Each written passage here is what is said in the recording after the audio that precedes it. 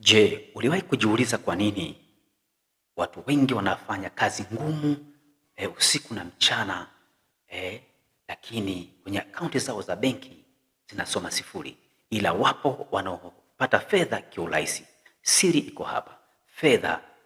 Fedha haifati kulalamika, bali fedha hufata utatuzi wa matatizo. Fedha hufata kichwa cha Goliati. Goliati ni nini? Goliati ni matatizo yanayokuzunguka kwenye mtaa wako au kwenye jamii yako au kwenye biashara yako au kwenye kazi yako au kwenye sekta yoyote ile. Katika Samueli wa kwanza 17 ule mstari wa kwanza mpaka wa 40 unajifunza kitu pale kwa habari ya Goliati na Daudi. Majeshi ya Wanaisraeli walipomwona Goliati waliogopa, wakajificha siku 40 wakitetemeka, wakilalamika. Lakini Daudi kijana mdogo alipomwona Goliati akaona, huyu ni fursa kwangu na ni fedha kwangu, huyu ni mdhamini kwangu. Alichokifanya yeye, kwanza alikataa kutumia silaha za mfalme Sauli, akasema ni nzito, akatumia kombeo na mawe matano. Nini maana yake? Alitumia ujuzi na maarifa na ufahamu aliokuwa nao kumshinda adui. Sasa Goliati nani? Goliati ni jumla ya matatizo yanayopatikana kwa jamii. Hiyo ni jambo la kwanza lazima ufahamu. Ili fedha zikujie, jitahidi kuangalia kwenye jamii yako, kwenye sekta yote, kwenye biashara. Je, ni Goliati gani anayesumbua mali hapa, uweze kutatua ile tatizo. Ukitatua lile tatizo, basi fedha zitakufuata hata kama umejificha. 2.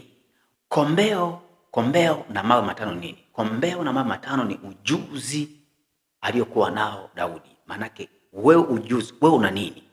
Una kitu gani? Daudi alianza na ujuzi aliokuwa nao.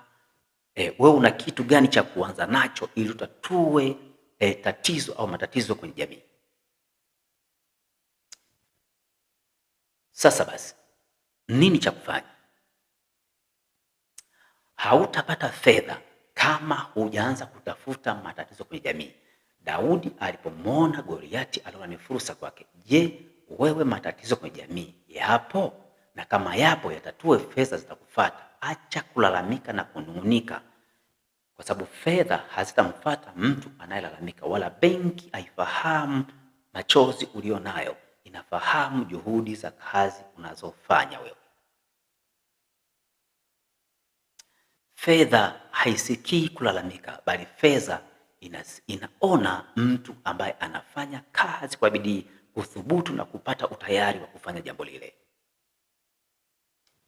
Kama umeweza kunielewa, basi je, katika mtaa wako au sehemu ya kazi yako, kwenye biashara yako, Magoliati wapo? Kama wapo, basi kawakate kichwa ili kusudi fedha zikujie, kwa maana matatizo yapo, yatatue ili fedha ziweze kukujia.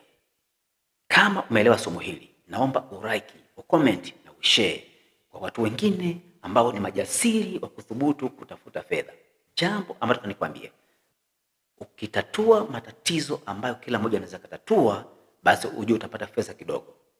Ila ukipenda kutatua matatizo magumu yanayosumbua jamii, basi utapata mamilioni ya fedha. Asanteni sana kwa kunisikiliza.